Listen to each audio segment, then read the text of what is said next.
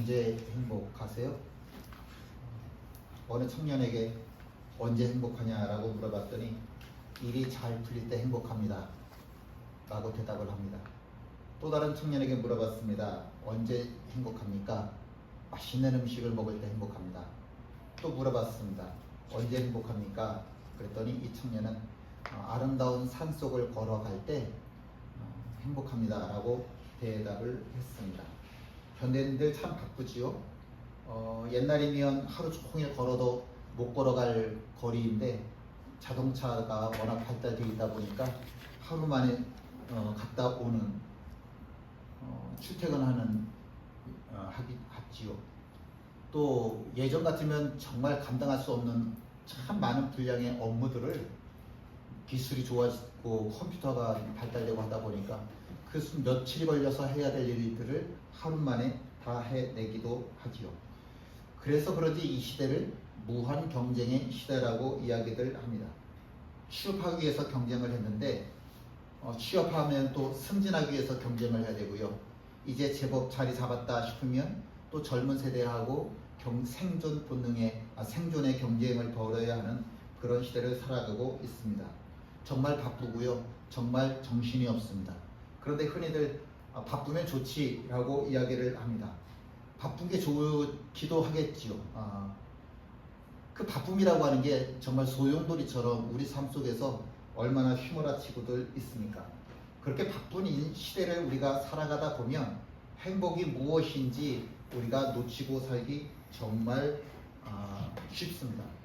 행복이라고 하는 것은 바쁘게 살아가는 삶이 아니라 내가 멈춰 섰을 때 비로소 보이는 게 행복인데 너무 바쁘게 살아가다 보니까 행복을 느끼지도 못하고 또 나는 행복해 라고 이야기를 하지만 세상에서 들려오는 이야기들을 가지고 그것이 행복이라고 내가 착각하는 내가 진짜 행복이 아닌데도 불구하고 다른 사람들이 보아주는, 다른 사람들이 이야기해주는, 다른 살람들이 말하는 그런 것들을 행복의 기준으로 우리가 착각하며 살아가기도 합니다.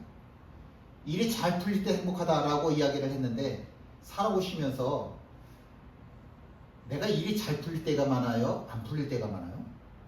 안 풀릴 때가 훨씬 더 많잖아요. 그러면 그 청년의 대부분의 인생은 행복한 게 아니라 불행한 인생을 살아가고 있다는 이야기가 되겠죠. 맛있는 음식을 먹을 때가 행복하다고 이야기를 하는데 만약에 이 청년이 가난해져서 그래서 맛있는 음식을 먹지 못한다고 한다면 그럼 불행하다라고 이야기를 해야 될까요? 경제적인 상황이 어려워질 수도 있는 거니까요. 또 건강을 잃어서 내가 먹고 싶은 음식을 먹을 수 없는 그런 상황이 올 수도 있습니다. 그러면 정말로 행복하지 않은 불행한 삶이 될 수밖에 없겠네요. 또 마지막 청년은 아름다운 산속을 걸을 때 행복하다고 이야기를 했는데 요새 이 미세먼지 얼마나 많아요. 그러다 보니까 마음 놓고 어디 나들이 하기가 참 어려운 그런 시대가 됐잖아요. 중국에서 얼마나 또 이 미세먼지라고 하는 게 모래 황사 때문에 우리가 공기 숨 쉬는 게 어려움을 겪습니까?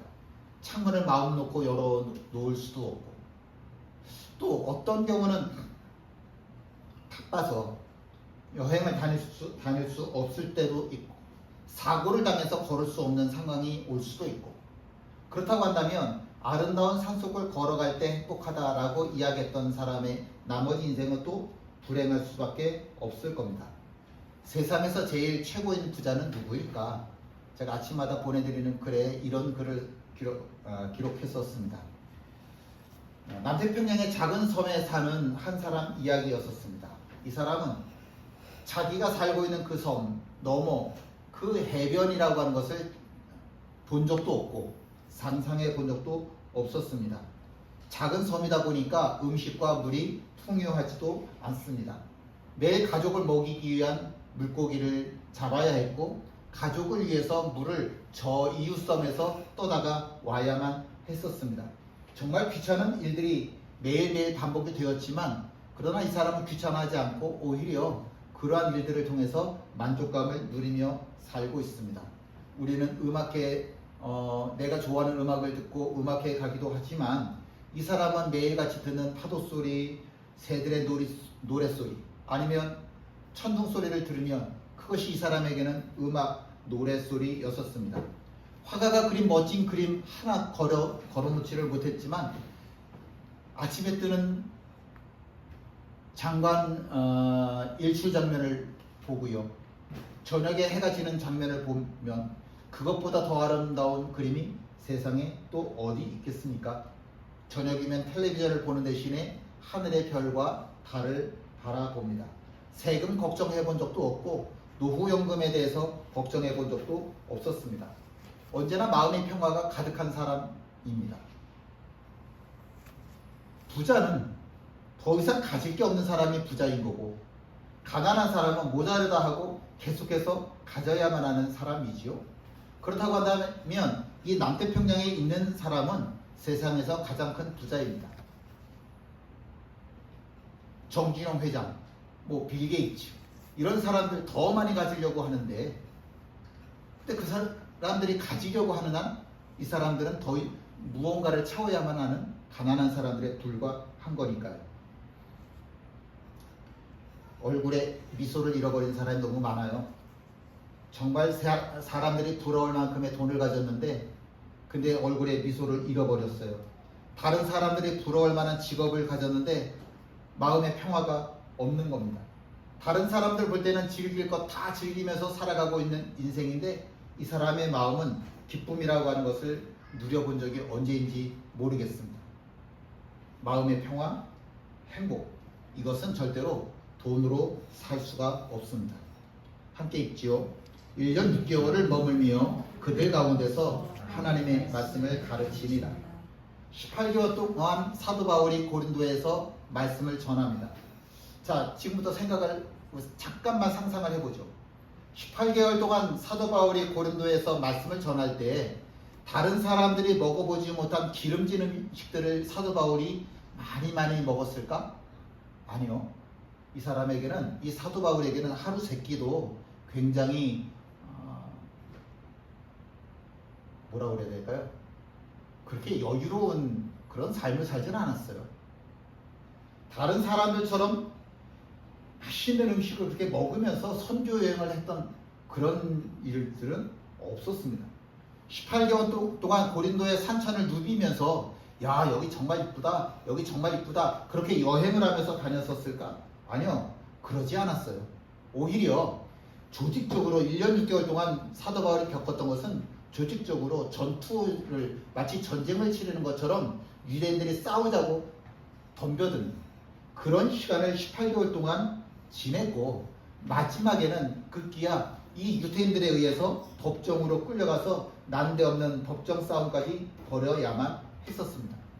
남들이 먹는 기름진 음식 먹지 못했고 남들처럼 공기 좋은 산천을 누비면서 여행하지 못했고 오직 자기가 할 수 있는 그 천막을 제조하는 일을 통해서 선교비를 만들어서 그 선교비를 가지고 복음을 전하는 데 다 썼습니다.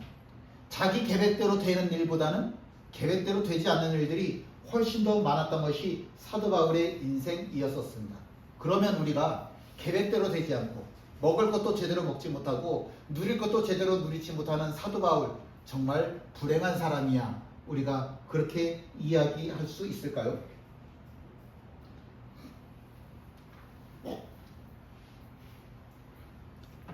사도 바울이 자기의 일생을 정말 간단하게 이렇게 표현한 구절이 있는데 이런 말씀입니다.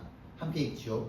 항상 기뻐하라. 쉬지 말고 기도하라. 범사에 감사하라. 이것이 그리스도 예수 안에서 너희를 향하신 하나님의 뜻이니라. 세상 사람들의 눈에 비친 사도 바울의 삶이라고 하는 것은 정말 형편없이 구질구질한 초라한 인생이었었습니다. 근데 사도 바울은 이야기하는 거예요. 내가 구질구질해? 나 행복해. 그럼 사람들이 물어보겠죠. 다른 사람들처럼 비자도 못 입었잖아요. 다른 사람들처럼 기름진 음식 못 먹잖아요. 다른 사람들처럼 산천을 누비면서 살아가지 못하잖아요. 그런데 어떻게 당신은 행복하다고 이야기할 수 있습니까? 행복이라고 하는 건 누구처럼 내가 돈을 벌고 누구처럼 직장을 가지고 누구처럼 내가 누리고 그렇게 될 때 절대적인 기준을 가지고 너는 이 정도 살아가니까 넌 행복한 사람이야 이렇게 이야기하지 않죠. 행복이라고 하는 것은 그런 절대적인 기준으로 따지는 것이 아니라 상대적인 기준인 겁니다. 저 사람보다 더 많이 가졌고 저 사람보다 더 많이 누린다고 해서 행복한 것이 아니라고요. 오히려 내가 삶에 나는 이것이 인생이라고 생각해 내가 생각하고 있는 삶의 의미 내 삶 속에서 그 의미를 찾고 그 보람을 느낄 때 그때 비로소 느껴지는 감정을 행복이라고 이야기를 하죠. 그 행복이라고 하는 것은 하나님과의 바른 관계를 가질 때만 비로소 우리들에게 주어지는 겁니다. 그럼 사도 바울은 행복했는데 사도 바울을 박해하는 저 유대인들은 행복할까? 어떻게 생각하세요? 사도 바울을 조직적으로 전투를 치르는 것처럼 전쟁을 치르는 것처럼 조직적으로 방해하는 저 유대인들은 행복할까? 사도 바울이 좀 무너지면 좋겠어요. 자기네들이 괴롭히면 좀 이 정도 괴롭혔으면 무너지면 좋겠는데 사도 바울이 안 무너져요. 그래서 더 미워하고 더 공격하고 더 악랄해지고. 그런데요, 미워하는 마음에는 천국이 없어요. 증오하는 사람들의 마음에는 절대로 천국이 없습니다. 미워하는 사람들의 마음, 증오하는 사람들의 마음은 100% 지옥입니다. 그건 지옥이에요. 그 사람들의 그 미워하는 마음, 증오하는 마음은 그건 저주받은 마음이에요. 사도 바울은 창조주가 아니라고 그랬습니다. 피조물이라고요. 배도 고프고 피곤하고 아프고 다치고 상하는 피조물, 연약한 피조물에 불과한 겁니다.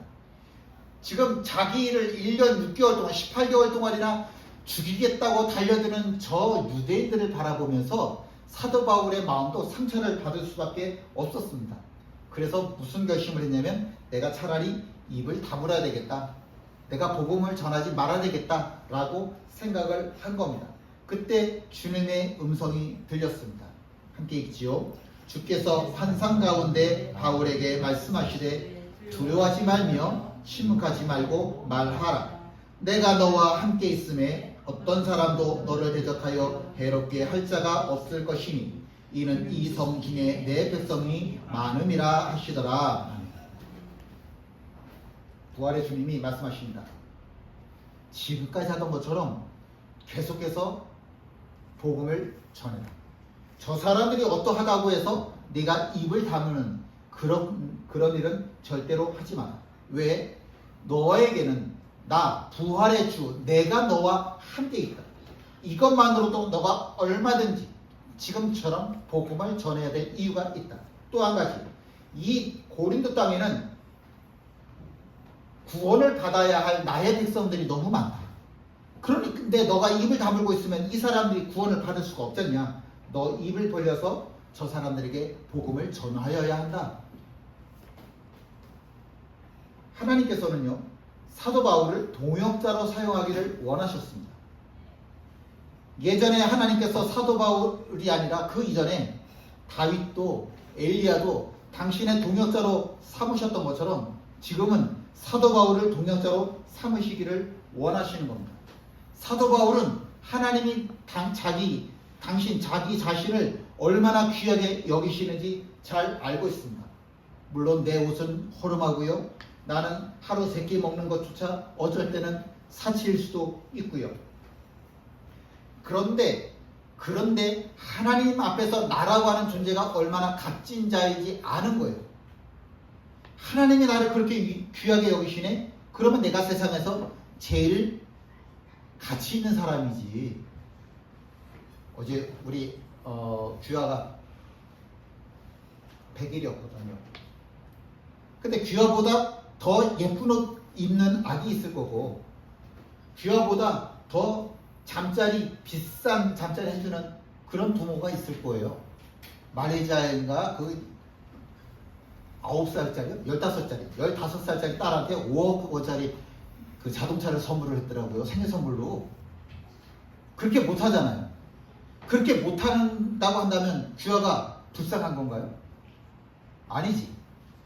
나를 진심으로 사랑해주는 사람이 있다라고 하는 사실을 깨달을 때 비로소 사람은 행복한 거죠. 내가 저 사람보다 비싼 자동차를 못 가졌네 라고 해서 행복했다가 불행했다라고 하는 것이 아니라, 나를 진심으로 사랑해주는 사람이 있을 때 내가 사랑받는 사람이라고 하는 사실, 나의 가치를 깨달을 때 비로소 내가 행복해지는 거죠. 사도 바울은 그러했습니다. 세상 사람들하고 비교했을 때는 내가 형편없는 열악한 환경 속에 살아가고 있는 것 맞지만, 그러나 내가 1년 6개월 동안 18개월 동안 이 고린도에 머물 수 있는, 버텨낼 수 있었던 것은 하나님께서 나를 사랑하시기 때문에, 내가 하나님 앞에서 얼마나 존귀한 자인지 알기 때문에 1년 6개월 동안 18개월 동안 이 고린도 땅에 머물 수 있었던 겁니다. 버텨내는 거예요. 살아가는 게 아니라 살아내는 거라고요. 그렇게 살아내면서 이제는 당당하게 다른 모든 사람들에게 이야기합니다. 항상 기뻐하라, 쉬지 말고 기도하라, 범사에 감사하라. 이것이 바로 너희를 향하신 그리스도 예수의 하나님의 뜻이다. 나 봐. 너희들이 이야기하는 좋다라고 하는 그 모든 것들을 내가 갖고 살지는 못하지만, 그러나 나는 언제나 이렇게 하나님 앞에서 당당하게 기쁘다고 행복하다고 이야기할 수 있잖아. 나 봐. 내가 바로 행복의 열매야. 내가 바로 행복에 살아있는 증거야. 나의 삶을 봐봐. 함께 있습니다. 여호와께서 그들 앞에 서가시며 낮에는 구름 기둥으로 그들의 길을 인도하시고 밤에는 불기둥을 그들에게 비추사 낮이나 밤이나 진행하게 하시니, 낮에는 구름 기둥 밤에는 불기둥이 백성 앞에서 떠나지 아니하니라. 아멘. 이스라엘은요 400년 동안 애굽에서 이집트에서 노예 생활을 했잖아요. 그렇게 400년씩이나 노예 생활을 하다가 탈출을 했으니까 얼마나 좋아요? 문제는 400년 동안 노예 생활을 하던 그 삶에서 탈출은 했지만 내가 어디로 가야 될지 모르겠는 거예요. 이제 400년 동안 노예 생활이 끝났는데 이제부터 내가 뭘 해야 될지를 모르는 거예요. 아무것도 모르는 거예요.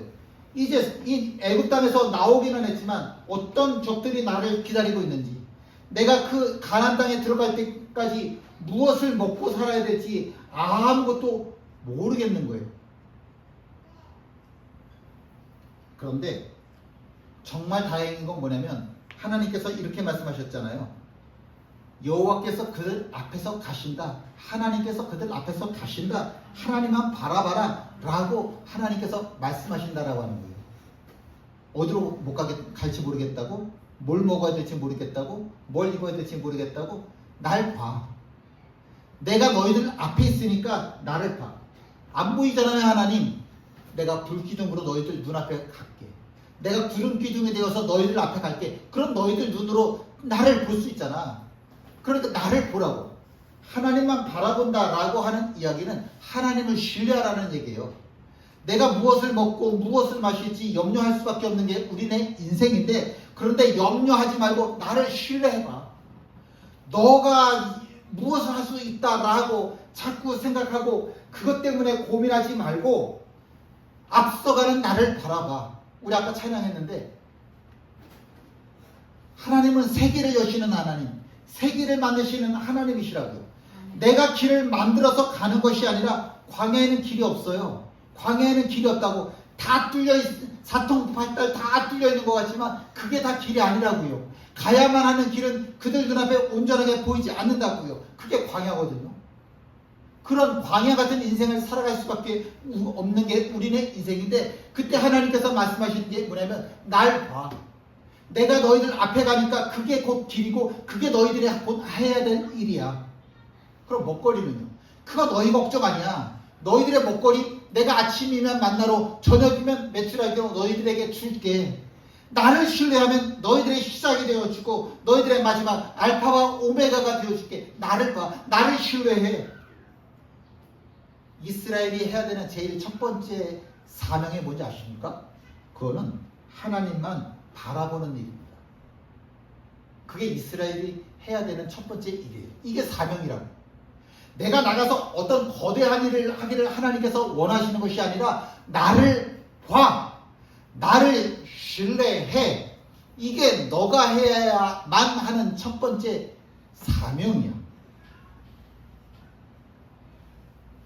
하나님은 이스라엘의 길이 되어주셨고 먹거리가 되어주셨어요. 보호자가 되어주신 겁니다. 함께 가자고 말씀하시는 거죠. 함께 있습니다. 여호와 그가 네 앞에서 가시며 너와 함께하사 너를 떠나지 아니하시며 버리지 아니하시리니 너는 두려워하지 말라 놀라지 말라. 다시 한번 있습니다. 너희보다 먼저 가시는 너희의 하나님 여호와께서 애굽에서 너희를 위하여 너희 목전에서 모든 일을 행하신 것 같이 이제도 너희를 위하여 싸우실 것이며 아멘.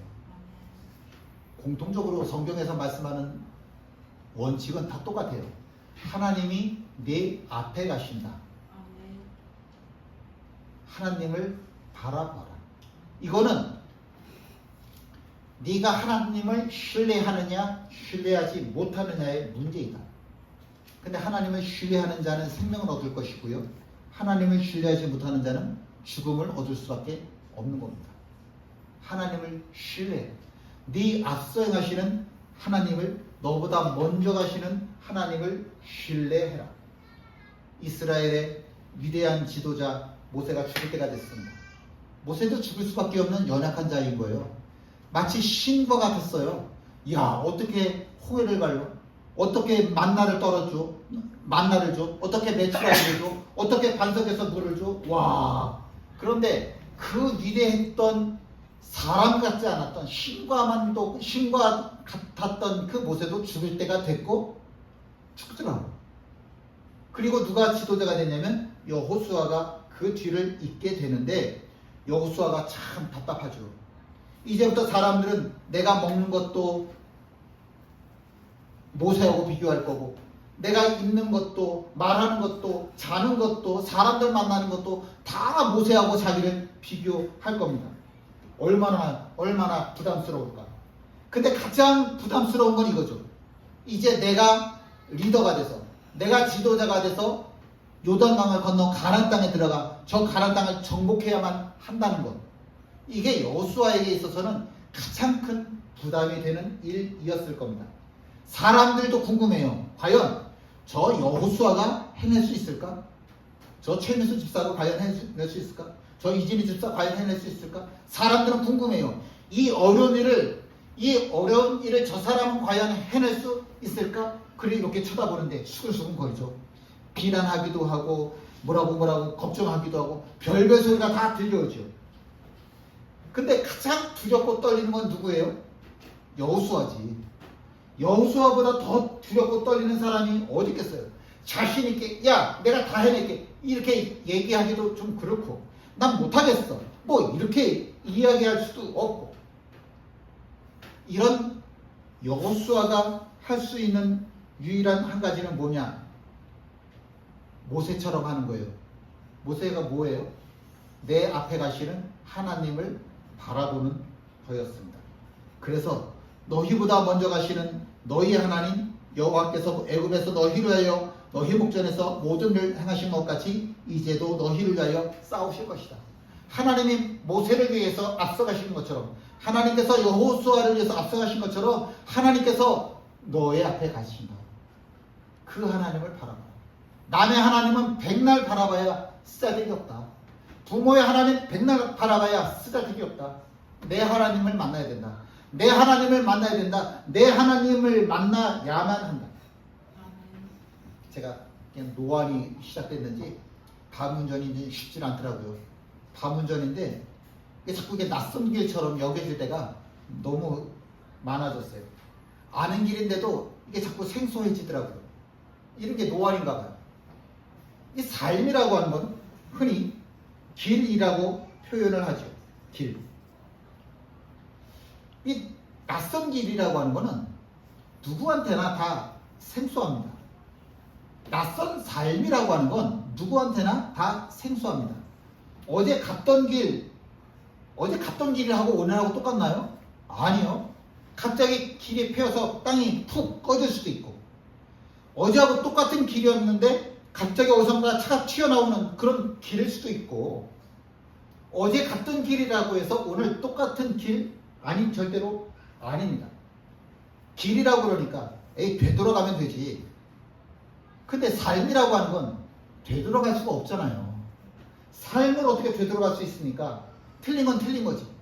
내일의 삶이라고 하는 건 우리 모두가 한 번도 경험해 본 적이 없는 낯선 길임에 틀림이 없습니다. 아는 길을 가는 것 같지만 아는 길하고 너무너무 달라지더라니까요. 제가 얼마나 어리석었는지 새벽 예배를 드릴 때 이게 골목으로 들어가는 게 어려우니까 어떻게 이 골목을 찾을까 그랬다가 찾아낸 방법이 뭐였냐면 항상 트럭이 서 있더라고요. 저 트럭 다음에 내가 골목으로 들어가면 되겠다 그렇게 생각을 했었어요. 그런데 어느 날 보니까 갑자기 그 트럭이 사라졌어요. 골목 그 흙길에서 그 골목을 제가 못 찾았잖아요. 길이라고 하는 건 언제든지 변화되어질 수 있습니다. 내일의 삶 속에서 우리가 무슨 일을 겪을지 아무도 알 수가 없습니다. 하나님이 여호수아에게 이렇게 말씀하십니다. 나를 봐. 나를 봐. 세상이라고 하는 것은 변화될 수밖에 없는 건데 그 변화될 수밖에 없는 세상을 바라보면서 네가 어떻게 너의 목적지로 너의 의지하는 자로 살 수 있겠냐. 세상은 절대로 너의 의지자가 구원자가 될 수가 없어. 하나님이 너무 멀리 계시면 우리가 따라잡을 수가 없어요. 하나님이 너무 멀리 계시면 우리가 도무지 그분을 따라갈 수가 없다고.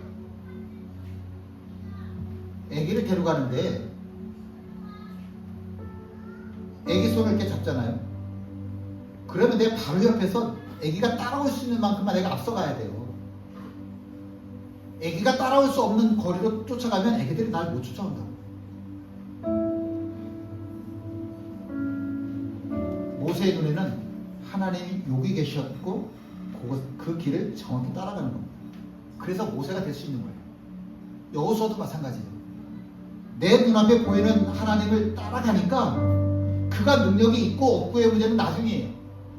내가 하나님을 신뢰해서 하나님이 보여주시는 하나님이 열어주시는 새 길을 걸어갈 때 비로소 여호수아가 만들어질 수 있는 거죠. 먹을 것이 없어 곤란해하는 제자들에게 예수님께서 먹거리를 주시잖아요. 풍랑을 만나 죽음의 두려움에 빠진 제자들에게 예수님께서 괜찮아, 내가 있어, 괜찮아, 바다야 잠잠해져라, 파도야 잠잠해져라 말씀했더니 그 파도가 잠잠해지잖아요. 들어도 모르고 보아도 모르는 그 제자들에게 예수님께서 언제나 함께 하셨잖아요. 예수님께서 십자가에 달려 돌아가시고 나니까 제자들이 무서워가지고 어쩔 줄을 몰라 하잖아요. 그랬더니 부활의 주님께서 그들에게 나타나셔서 함께 하시잖아요. 그 부활의 주님이 승천하셨다고 제자들이 또 어쩌지 했더니 이제는 성령님께서 함께 하시잖아요. 어쩌지 하는 우리들에게 성령님께서 함께 하시잖아요. 그 예수님께서 우리들에게 들려주시고자 하시는 마지막 음성이 무엇이에요? 내가 세상 끝날까지 너희와 항상 함께 있으리라. 우리는 절대로 혼자가 아닙니다. 눈을 똑바로 좀 뜨자고요. 십자가만 좀 바라보자고요. 내 앞에 계신 하나님만 바라보자고요. 한 번도 나를 떠나신 적 없는 그 하나님, 그분을 바라보는 것은 그분을 신뢰한다는 이야기입니다. 자꾸 바라봐야 돼요. 이건 훈련이에요. 그 어떤 중에도 자꾸 십자가만을 바라보는 것, 이건 훈련이에요. 내가 모세고 내가 여호수아예요. 내가 아브라함이고 내가 다윗이에요. 함께 나누셔서 찬송하십니다.